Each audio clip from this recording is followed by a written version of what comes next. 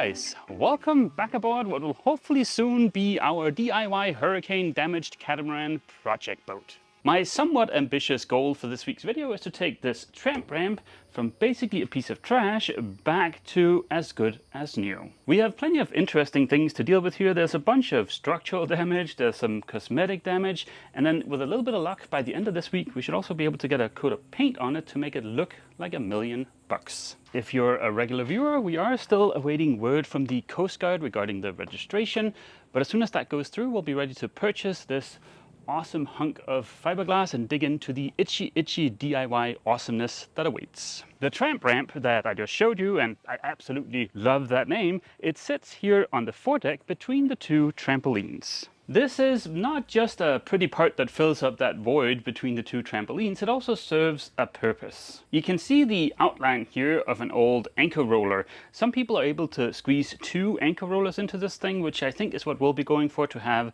an extra anchor ready to go.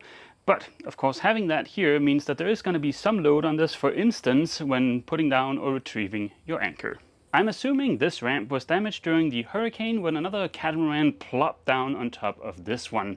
Now, if you want more information about the backstory of this boat or videos from the first 3 to 4 years of the refit of this boat, you should check out Brian Sailing. He's the current owner of the catamaran, and I'll leave a link for his channel down in the description. There are some cool little details we can take a look at with this ramp here. Like for instance, here and over here, there's some super lightweight polyurethane foam. As you can see here, that was once upon a time glassed over with just a single layer of glass from what it looks like. I'm assuming the reason the glass is missing from the aft portion here is because Brian removed that and dug out some of the foam to be able to lay up a little bit of glass. As you saw when I poked the foam here, this is super low density foam. The only reason this foam is here is to act as a backer, to have something to lay up glass on top of, and that glass is there to keep this side from buckling. If you take a closer look over here, and I actually missed this the first time I looked at this thing because I was so distracted by the foam, but you can see that there is a bit of aluminum bar over here. From what I've seen so far, I'm assuming the bars are only there to allow these holes to be tapped. This is where the trampoline attaches to the ramp. There is only one way to get started on a project like this, and that is simply just to dig into it to see what other damage we find. But before I get started, I want to tidy up a bit here because this place is basically on the front page of Trip Hazards Monthly.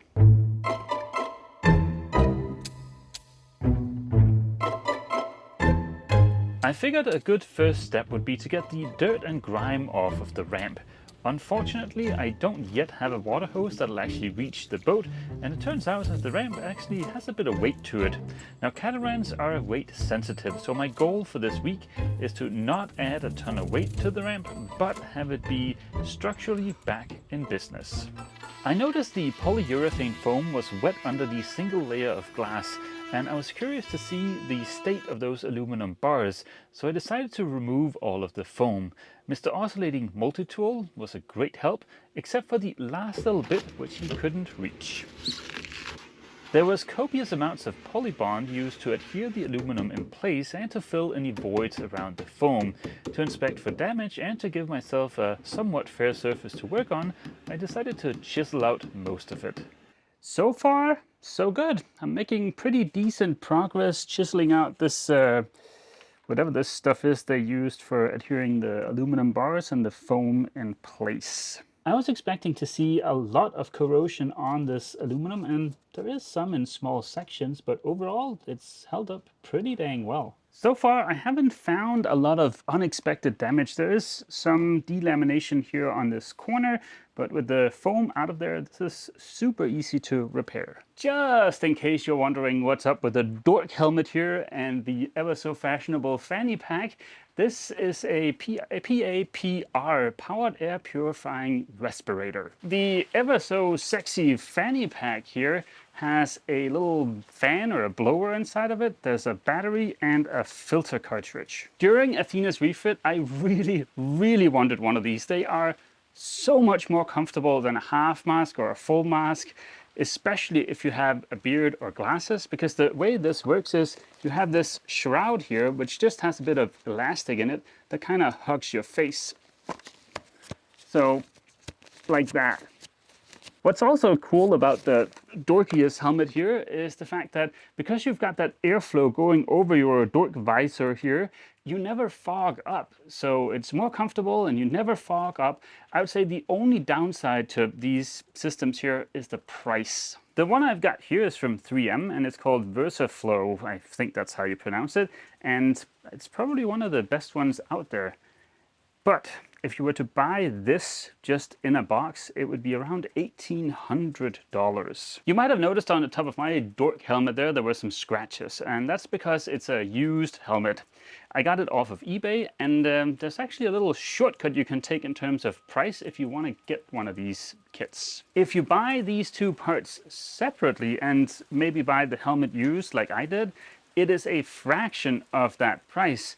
The trick is you buy the health version, the health kit of this guy, and that's the box I've got here. You can find the health kits on eBay new but in open box if you search for TR300 and then maybe put in health kit also. With that health kit you get everything you need, so that means like the battery, the charger, the blower doodad, a filter, and you also get one of these, which I don't know, I'll save it. Maybe it'll come in handy, but that's apparently the health kit version of the dork helmet. Even if you go the route of eBay and you're nice and patient and you wait for good deals to pop up, it's still not going to be free. I think I spent $350, a little bit under that, for this bit of kit, which is a lot of money. It's not bad if you compare it to the 1800, but it is a lot of money.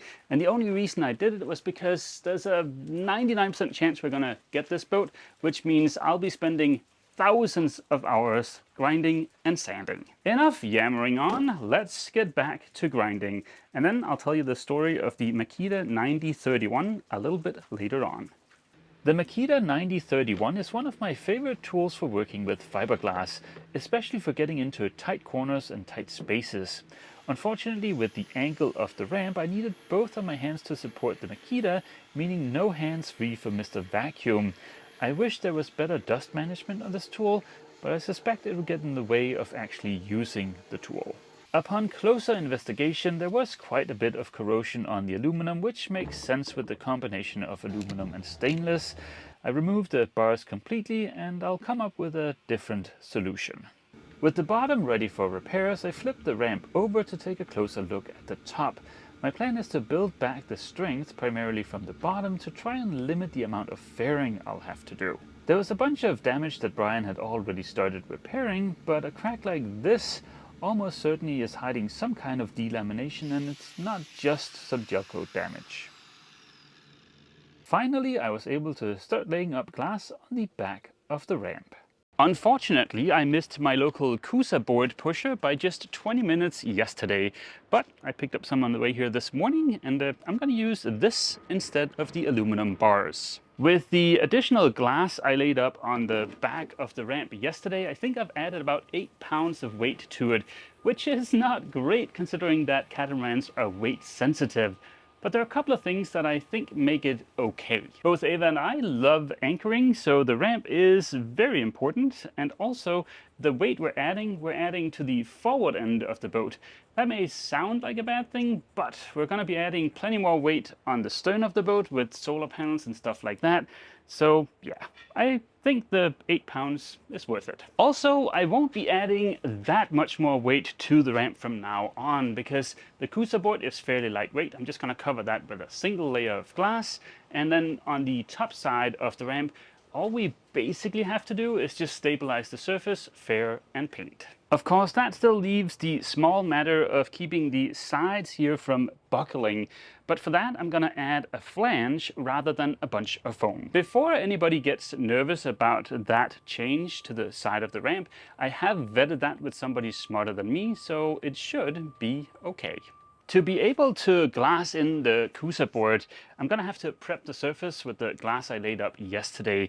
And for that, I am gonna jump in a Tyvek suit. I know this is gonna sound just a teensy bit insane, but I swear there is a difference in the amount of itchiness from sanding or grinding old fiberglass compared to new fiberglass. Old fiberglass is way less itchy than the new stuff. Of course, I don't have any scientific proof for this, But I have enough proof, at least in my head, that I don't mind the sweaty suckiness of wearing a Tyvek suit when grinding new fiberglass. Prior to donning my one-person sweat lodge, I figured I'd better take care of everything that does not involve grinding horrid new fiberglass, like for instance shaping the Coosa board to get a nice tight fit, and also cutting all of the pieces of glass I'll need.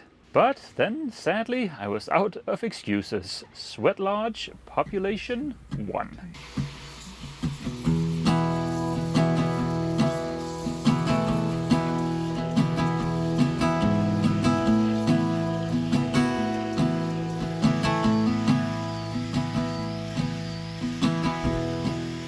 I mixed up some thickened epoxy with a little bit of milled fibers to adhere the Coosa board in place and also fill any voids or gaps.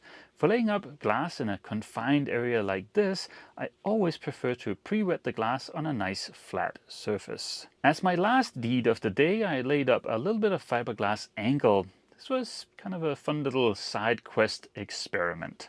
Good morning, guys. It is the next morning. I got here about 10 minutes ago and I immediately went to check on the Tramp Ramp and things are looking very promising. Everything seems to be curing nicely and the Tramp Ramp already feels a lot more solid with that bit of Coosa board in there. I wasn't expecting the Coosa board and that single layer of glass to make much of a difference when it came to flexing of the side here, but it's stiffened it up quite a bit. Had I known that, I might have gone a little bit easier on the layup on my bit of angle here, but let's get this liberated and see what it looks like.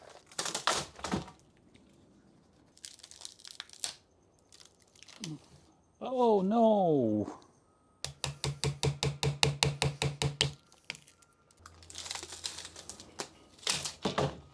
Besides the difficulties in liberating this stupid thing, I think it turned out fairly well. As you might be able to see here on the laminate, I have a couple of layers going 45 and 45, so the strands going across the edge here like that. And then we have a couple of layers of unidirectional going the length of the thing. Speaking of the fiberglass, I can't really tell you the weight of the stuff I used for that angle because you guys really like to use the combination stuff over here where it's got some chop strand on the back of it. And that's not really a thing back in Denmark, at least. I don't know about the rest of Europe, but the only time I ever used something like this was for the mold when I vacuum infused new shells for the rudder. But yeah, I would say this feels like maybe close to a 600 gram, but yeah, I think the chop strand might be throwing me off a little bit. The purpose of this bit of fiberglass angle is to go on the inside here. We'll have to trim the length and trim the flange on the inside a little bit so it sits nice there.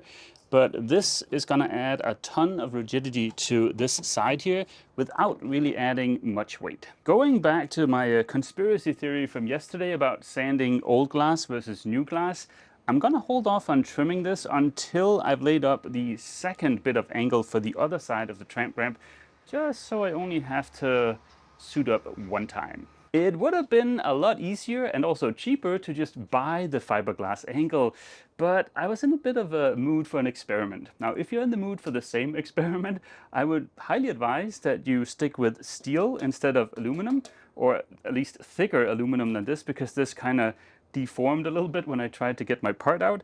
And also, I think I would have had an easier time to get this to release if I just used some PVA instead of this packing tape situation. I flipped over the ramp and set to work grinding away any remaining delaminated areas. Brian had this little mini belt sander on the boat, which turned out to be the perfect radius for some of the inside corners. After copious amounts of oh glorious grinding, it was finally time to lay up a little bit of glass to stabilize the surface. The trick to making this work is relatively lightweight by actual fiberglass cloth and a low viscosity epoxy like the high performance epoxy from TotalBoat. The combination of the two means you can wet out the fiberglass without pre-wetting the surface. That way you don't end up with a giant mess on your hands. For areas like this with a lot of curves and corners, I typically don't bother with peel ply. It has the potential to cause more harm than good. Instead, once the epoxy is nice and tacky, you can apply a second coat of epoxy to fill the structure of the cloth and also to give you something to sand away without digging into the glass. The next morning I came back and took care of the surface prep on the top of the ramp so it's ready for fairing compound. I also made another fiberglass angle experiment, this time with a bit of PVA mold release to see if it makes getting the part to release from the flimsy aluminum any easier. Spoiler alert, it did, but I still managed to bend the aluminum. I didn't quite meet my goal of getting the first coat of primer on the Tramp Ramp this week, but at least I will be able to have the Tramp Ramp be structurally back in business. All I need to do is to adhere my two angles in place. To do that, I'm going to use some of TotalBoat's Thixo, which is a thickened epoxy in a tube. Super convenient. Now, I love adhering stuff in place with thickened epoxy because you don't need to rely on a lot of clamping force while it's curing. And it's great at filling little gaps and stuff, so it's a super easy adhesive to work with. The Tramp Ramp still looks a little bit rough around the edges, but structurally I think it should be as strong or stronger than new. Now, of course, like I mentioned, I also added a bit of weight to it, which was not awesome, but at least I was able to breathe life into an old part that would otherwise just have been trash. I was ever so carefully poking around in the pile there behind me, and I found this guy, which I think is the track that attaches to the ramp, and then the trampoline attaches to this. And you guys saw the delamination on the ramp, and also look how this is just torn open and just bent. So yeah, there was definitely a lot of damage to the ramp. Ending this week's video with the ramp back in structurally serviceable condition is a great milestone, but I would have loved to have gotten the fairing compound on there and the first coat of primer. That would have been awesome for the video. It's just, a refit like this is definitely not a sprint, it is a marathon. And also, I'm not really set up here yet to be efficient when I'm working. Like for instance, the other day, I found out I didn't have a tape measure here. A freaking tape measure, right? And it's just, stuff like that happens all the time because all the tools are divided between here and Athena, and the boat's not really ours yet. Although, we do have some good news on that front. Actually, it is extremely good news. The waiver we filed to get the boat into Brian's name with the Coast Guard has been approved. So that was the last bit of red tape we had to navigate to be able to buy the boat. So yeah, no more red tape. The last thing I would like to do is just to fire up the engines to make sure that they're in decent condition. Brian rebuilt those, so yeah, I think it makes sense just to check that. But after that, we should be ready to buy the boat. I've arranged with a good friend from the yacht club who's a great mechanic to come help fire up the two diesel engines. He should be back in town late next week, so if he's got time with a little bit of luck, we should be able to take care of that next week. And then we'll be ready to buy the boat. As should be evident by the last couple of videos, we have a lot of tidying up to do here, both under the boat and inside of the boat.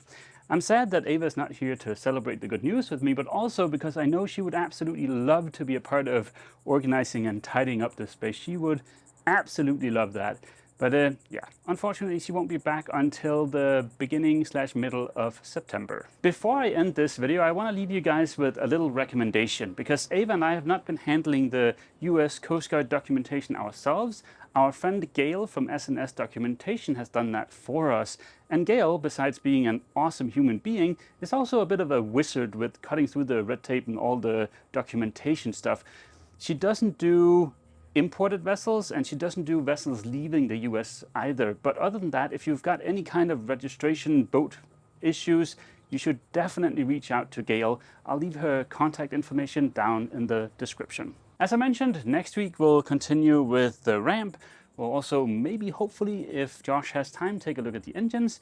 And there is a boat for sale here in the yard that I want to show you next week. And it's especially for sale if you've got a blood type that mosquitoes prefer over my O negative. That would be a strong argument. But yeah, we'll take a look at that next week. And that will be the end of this week's video. This video will be up on Patreon in an ad-free version in about 2.5 hours. And the standard version will be available on YouTube, as always, on Sunday around noon Florida time. So yeah, I hope to see all you guys back here in the yard next week for yet more glorious DIY fun. As always, feel free to leave a comment down below, and don't forget, if you've enjoyed this video, please remember to leave a like. See you! Boop!